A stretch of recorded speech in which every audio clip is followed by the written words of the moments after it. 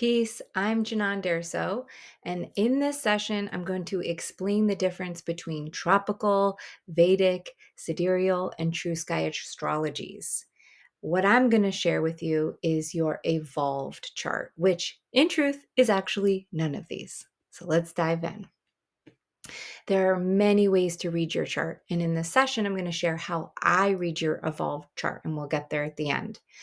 The goal of this session is so that you can return to your essential self with your true sky coordinates to actualize your unique, holy purpose. I use 14 main constellations that the sun, the moon, and the earth move through in the celestial sky. So let's start out with tropical astrology. It shows your past. So Western astrology came out of the Hellenistic age, where the sun is at the center of the solar system. And although this is very true, I'm going to explain to you why this is slightly irrelevant. So it was put into practice at least 2,000 years ago, but perhaps as much as 3,000 years ago. It's a very old system, right? And I often compare the birth of Western astrology, which doesn't move or stand still, as a time of what your chart would look like if you were walking around while Jesus was walking around, right? So, whatever your beliefs are, the sky has moved since then. We can all agree on that, perhaps. And this isn't a judgment, it's knowledge, because any learned astrologer will tell you this fact. Western astrology hasn't progressed for thousands of years. They know this, they enjoy it, they like it, they stick to it. Okay? Not a judgment. It's just a 2,000-year-old star story. So we know that historically, navigators looked up at the sky to chart their course across the ocean, the desert, or a small tract of land. The sky was their navigation system, and it is still our navigation system. But you can't navigate on your map using coordinates from 2,000 years ago.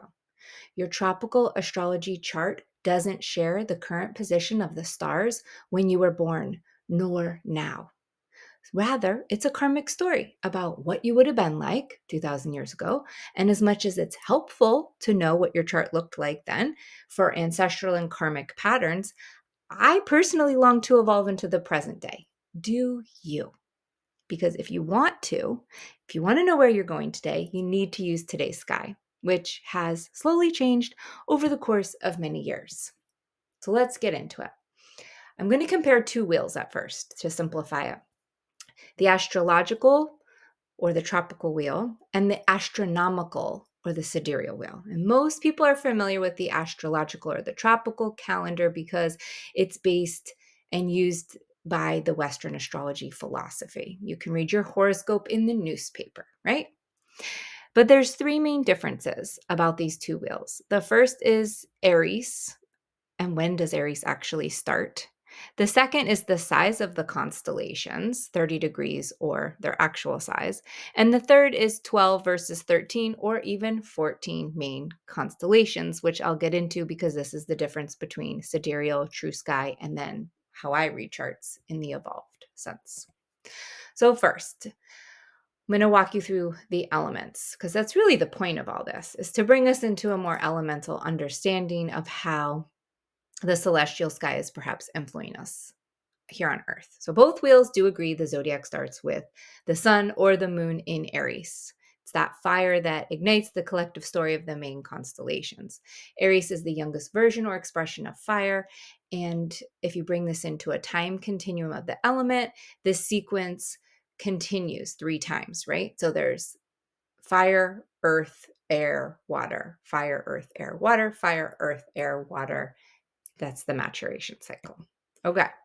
So in the astrological or tropical wheel, its reference is the position of the sun with the Earth's horizon. So this is how the seasons are calculated. It's as if you're on the sun looking at the Earth, and the Aries start date is based on the spring equinox. So it's season based, and it always begins on March 20th or 21st. That's 0 degrees Aries in that chart. Okay. It has nothing to do with Aries, the constellation. So the sidereal wheel, which is also what astronomers use, Vedic astrologers, biodynamic farmers, it's based on the stars as the background in reference to the position of the sun. Okay. Different perspective. It's way grounded because you're looking at the celestial sky from the viewpoint of the earth. And since we live on the earth, not the sun, it seems very logical to use this as our location in the universe, as a collective point of reference for not just plant growth on earth, but personal inner growth, since I'm living on earth. So Aries begins when the constellation of Aries is visible. This changes every year, but it's around April 21st, okay, which is a whole month later. This is called precession, okay? And so once both wheels were accurate, they were consistent. But over the course of time, the Western wheel has fallen out of sync with the visible sky, 1 degree every 77 years. So if you're looking at a 2000 year as your number, it would be about a full constellation off. 2000 divided by 77 is 25.97. So that's about 30 degrees. And we'll get there next. So the size of the constellations, this is a big difference. And it's actually one where now Vedic astrology branches off as well, because they do the same thing as Western astrology, where every sign is just 30 degrees. They're equal sizes. That's it. It's cut and dry. But in Sidereal, which is the biodynamic calendar, which is also what, if you're an astronomer, you're talking about, and True Sky, these constellations are not all 30 degrees. They actually measure them, right? So where a sign, a constellation starts and stops has to do with the stars that are connected to it. And to be honest, there is not a across the board agreement on what this is. So depending upon who you work with, the cusp energy, they call it, like when one sign connects to another sign, might change. Okay. But the point is, for this part, you can see the inside wheel, they're all the same size. The outside wheel, they're not. Take Virgo, very large constellation. You can see that on the wheel. Okay. They're not in each thing for equal amounts of time. So I call this the 30-degree myth, because these 12 signs were easily divided into 30 degrees. It was mathematically a composite number divisible by 1, 2, 3, 4, 6, and 12. It shows up in the tropical zodiac story as 12 signs laid out into 12 months, and 12 hours for day and 12 hours for night, right? Nice, neat, tidy. I have a whole other class on this if you're interested. But the difference that I want to really bring in is Sidereal has 12 signs. So the biodynamic calendar uses 12. True Sky has 13. So we're going to talk about the 13th, and we'll talk about the 14th. But I really feel like this is this eradication of knowledge, and that we need to restore it and bring you everything, because you have a unique blueprint. I personally use the 13 moon system. I believe that our calendar can return to 13 months. And so these main constellations can show us this cycle that a woman goes through, these 13 months, we'll say here. And you can observe this to really bring in the layers of the calculation. And you can see this on the turtle's back. I also have a whole other video if you want to go deeper here. And so as we're bringing in this true size of the constellations, it's something to consider. Okay. So let me give you a few other people. This is Walter Berg. He wrote the 13 Signs of the Zodiac in 1995. He really talks about the Babylonian influence and them choosing to leave out the 13th sign because it didn't fit their tidy scene. Astronomers from NASA, they also did the math. It's a pretty interesting story, so you can go deeper into it. There's even on your phone an emoji for Ophiuchus, okay? So when you expand into the visible sky, you get to see the beauty and simplicity of it. You get to look up with your naked eye or a telescope if you're adept at astronomy. You can also use an app. So you can check out, the one I like is Skywalk 2, and you can determine where the sun and the moon and the stars are. So you can just look at that for yourself. Let's take a deep breath into this expansion of who you are here and now. It allows you to kind of leave behind things that might not serve you anymore, because the universe can be used to wake you up, or it can be used as an idol. It can be used to entrap people and hold people in stories. Your intention of how you use the stars is critical. So I want to share that when I do a reading with someone, my intention is to dissolve the myths, to dissolve the stories, to dissolve the roles, to dissolve the ego that's been placed upon you. And you can offer forgiveness and let down the offense and defense game and really start to restore peace. That's my goal. Let's go a little deeper into restoring Ophiuchus. Speaking of restoring peace, when you look at a sky app, you can see the esoteric wisdom of what's in plain sight. The most overlapping constellations are Scorpio, Ophiuchus, and Sagittarius. So I get it. I get why they took it out, even from a very non-judgmental place. It's just sharing stars, okay? Everybody's going to give you a different beginning and end. So I'm going to share mine as well, okay? So I measure Scorpio, the eighth constellation, as 11 degrees.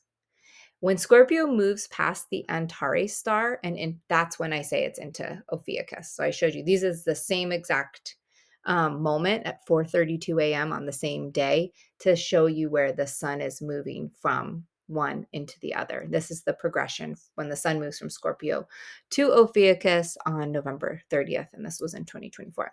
I measure Ophiuchus, the ninth constellation, as 19 degrees. Then when we move into Sagittarius, there's also an overlap, and I measure that as 32 degrees. So interestingly, in the biodynamic calendar, Scorpio is actually a 30-degree window. And it's seen so for a month, you get to enjoy this water sign. Each degree is equal to about a day. So the Scorpio window of 11 days, is the way I read it, is rather short in time in the sun's calendar. And then Ophiuchus as a separate sign I read for 19 days. As for the moon, it's a much faster progression. So I see Scorpio as 20 hours and Ophiuchus is 37 hours. And this is the same ratio. If you want to learn more about the math, you're going to have to jump into some of my classes, but I can explain it in more detail. So this doesn't really go into all of the depths of the patterns that I explained, because that's kind of another topic. But if you're a gardener, you can either not include Ophiuchus and just practice the Scorpio window here as a water day, or you can refrain from gardening for the Ophiuchus window. That's really up to you. But for the purposes of this curriculum, the energy pattern really supports more inner growth work. And that's what I'm here to illustrate with the duration of constellations, is that Scorpio and Ophiuchus have different lessons. So I give them their own time and space, as does Sagittarius, which is the 10th, Capricorn the 11th, Aquarius the 12th, Pisces the 13th. And if you're open, we're going to really move out of this main history of 12. We're going to open up to Ophiuchus, expand this pattern, evolve into another sign. Ophiuchus is all about the miracles in humanity, so that's a good one to include. Now we're going to jump into one more constellation to bring into the script, and it's the 14th sign when you include Cetus. And so in 1970, Stephen Schmidt, he wrote a book called Astrology 14, who advocated a 14-sign zodiac, noting Ophiuchus and Cetus as additional signs. Now, I consider the influence of Cetus the great whale.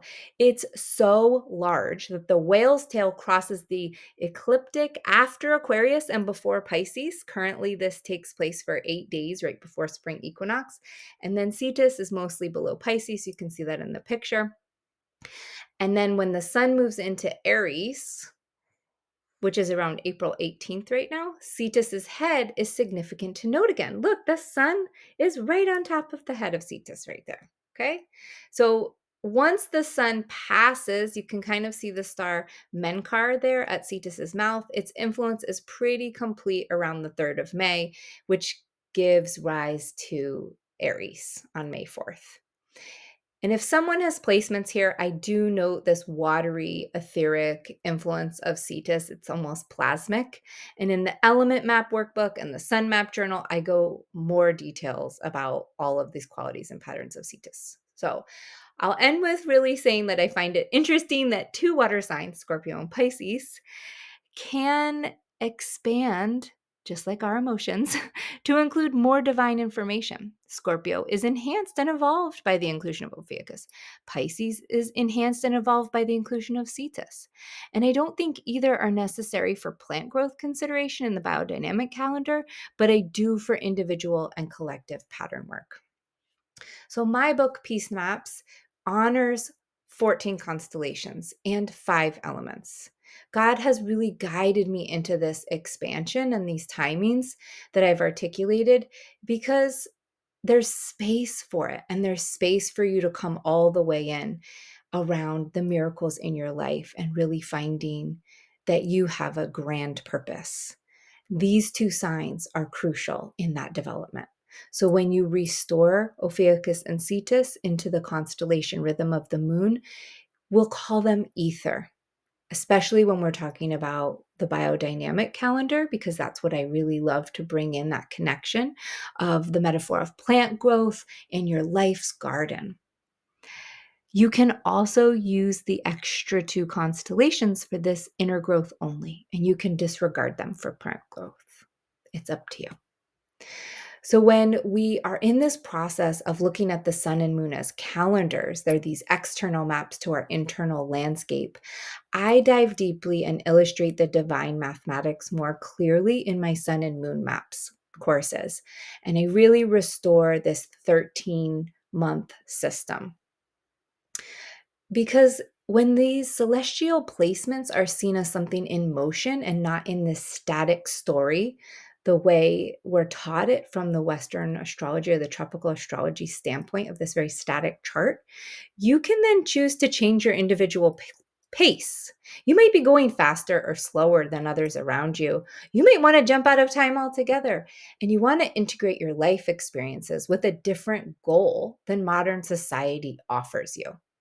So this really allows these sun and these moon calendars allow you to slow down to receive what God has for you to hear. The goal here is to be adept at listening. What is your holy purpose?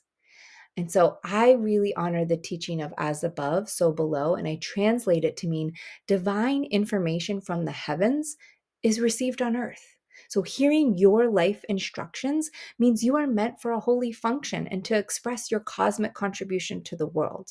By accessing the divine information the stars can transmit, you can make time for more connection, love, joy, and peace of mind. You can harness elemental energy as a form of support with your daily activities. So before you leave behind your tropical or your Western astrology chart as your karmic past, you can reflect on this chart. How do your karmic patterns hold you in stories about yourself? What would you like to move out of? Because if you decide to do a session with me, we move into your evolved chart. You get to start asking, how can this visible sky offer presence and freedom to move me forward in my life? And you're invited to come into the present moment where all those miracles replace the stories. Because here we are in vertical time of the present.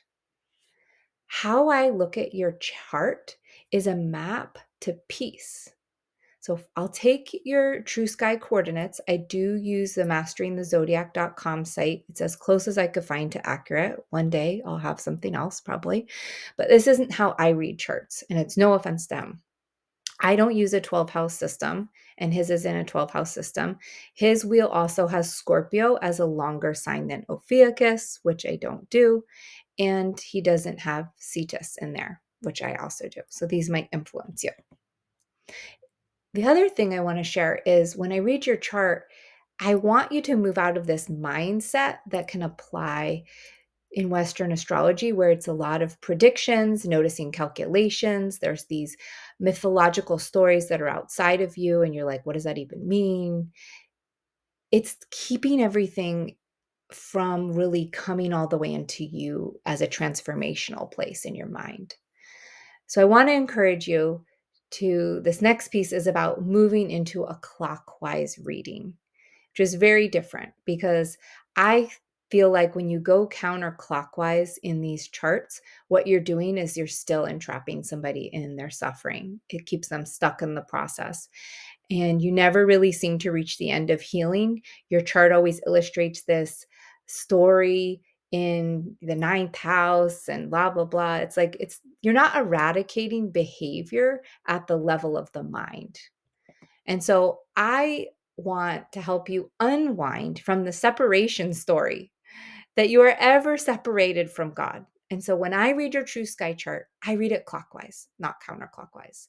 It's very traditional from Babylonian times to read a chart counterclockwise with the 12-house system. So instead of a house system, I use a gate system. And this follows the Taoist Bagua energy grid. And it has 9 areas. So I integrate feng shui to represent harmonic optimal flow and move clockwise to help you feel the unwinding movement, revealing freedom from suffering as well as your karmic or ancestral past. So, in a longer session, I look at your chart by gate and I move clockwise to help you feel this unwinding in your story. I have you write each placement on your map. I start with your earth sign in the center of your map, and then I will use a live astrology app to really see your exact placements if there's cusps. Okay. So, reading your chart with this method, the evolve chart method, is about unlocking the start of your next cycle in the present. It breaks the karmic patterns of constantly healing. It releases you from the past, which doesn't create your future. The present does. It moves you into the vertical connection, seen clockwise, to re-enter timelessness as the true nature of reality. And most importantly, it reveals your holy purpose. I am so excited to read your chart. Post any questions you have below this video, and I will answer them for you. Peace.